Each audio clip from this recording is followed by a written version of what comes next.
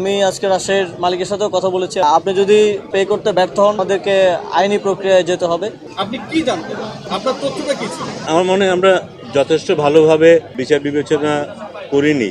আমরা এমনভাবে কথা বলছি যে BPL was like everything was 100% correct, শুধু এই বছর এসে প্রবলেম হয়েছে। বিপিএল এর ভাবমূর্তি যে খুব একটা এ ক্লাস ছিল কখনোই না। আমরা এখান থেকে বের হয়ে আসবো। প্রথম প্রশ্ন যেটা, যেই দলটাকে নিয়ে এত আলোচনা সমালোচনা হচ্ছে, রাজশাহী পুরো বাংলাদেশের বাণিজ্য ডুবাই দিচ্ছে। বিদেশি ক্রিকেটাররা বিপিএল এ খেলে না, পরিবহন শ্রমিকরা ধর্মঘট করছে একটা দলের বিপক্ষে, 1.5 লাখ টাকার জন্য মালিক বের হতে পারে না। এখন পর্যন্ত বিদেশি ক্রিকেটার যারা, একটু আগে পর্যন্ত ESPN প্রি কিন্তু আমাকে ইনফর্ম করেছে যে তারা তাদের হোটেল ত্যাগ করতে পারেনি, বিমানের টিকিটটা দেওয়া হয়নি সেই ক্রিকেটারকে। এই দল এবারের বিপিএল এ কিভাবে আসে? এই দল এবারের বিপিএলে কিভাবে আসলে এই ব্যাপারটা কি আপনি জানেন কিনা? একই সাথে বাকি দুজন রয়েছেন, ফারুক ভাই গভর্নিং কাউন্সিলের চেয়ারম্যান এবং ফাহিম ভাই রয়েছেন সদস্য সচিব।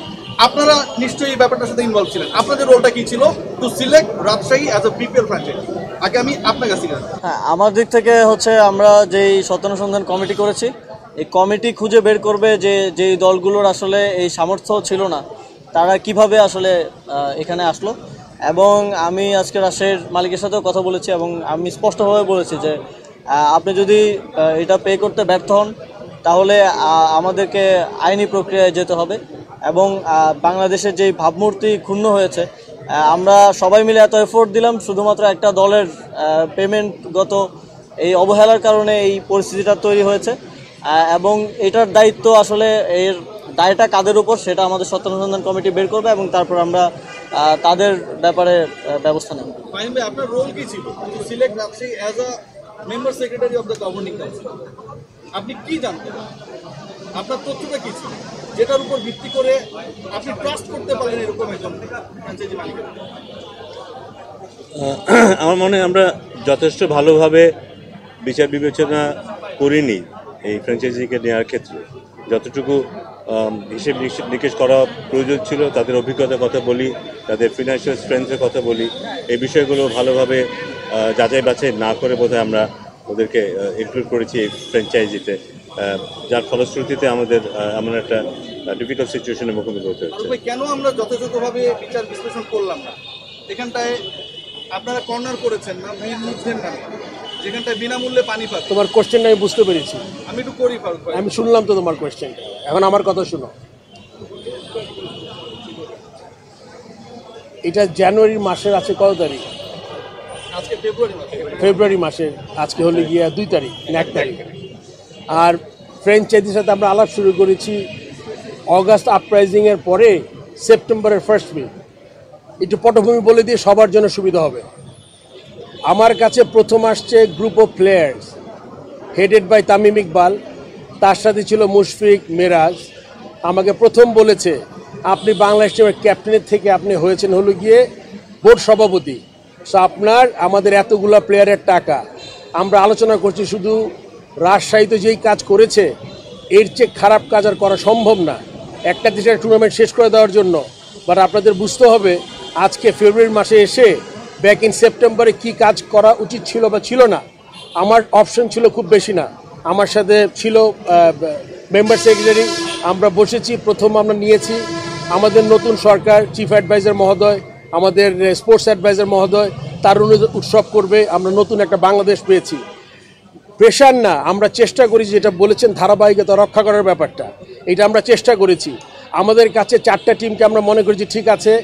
3টা টিম গত বছরের ফ্র্যাঞ্চাইজি ফি দেয় নাই 1.5 কোটি টাকা, তার মধ্যে 25% প্লেয়ার পেমেন্ট বাকি ছিল। সো বিপিএল এর প্লেয়ার পেমেন্ট এটা কিন্তু গত 11 বছরের হিস্ট্রি। আপনি যদি ফিরে যান আর যদি আপনি বলেন আমি একটা অডিটও করে দিব, আপনি দেখিয়ে দিব যে কতগুলা টিম প্রতি বছর। আমরা এমনভাবে কথা বলছি যে BPL was like everything was 100% correct, শুধু এই বছর এসে প্রবলেম হয়েছে, এটা না। সো আপনার বুঝতে হবে ভালো কাজ খারাপ কাজটা কি। তারপর প্লেয়ারদের এই ইমোশনাল অ্যাটাচমেন্ট আমার ছিল। প্লেয়াররা বলেছে যখন, তখন আমি চিন্তা করেছি এটা টপ প্রায়োরিটি দিতে হবে। আপনি দেখেন 6টা টিম, প্লেয়ারগুলো যদি আপনার সিলিং থাকে 60 লক্ষ, 40 লক্ষ, 20 লক্ষ, এই ছেলেগুলো 90% ছেলেদের পেমেন্ট হয়েছে। বিপিএল না হলে কি হতো আপনার 0% পেমেন্ট। আমরা তো কথা বলছি ভাবমূর্তি খরচ খারাপ হয়েছে, আমি স্বীকার করে নিচ্ছি আমাদের দেশে ভাবমূর্তি খারাপ হয়েছে, কিন্তু বিপিএল এর ভাবমূর্তি যে খুব একটা এ ক্লাস ছিল কখনোই না। আমরা এখান থেকে বের হয়ে আসব।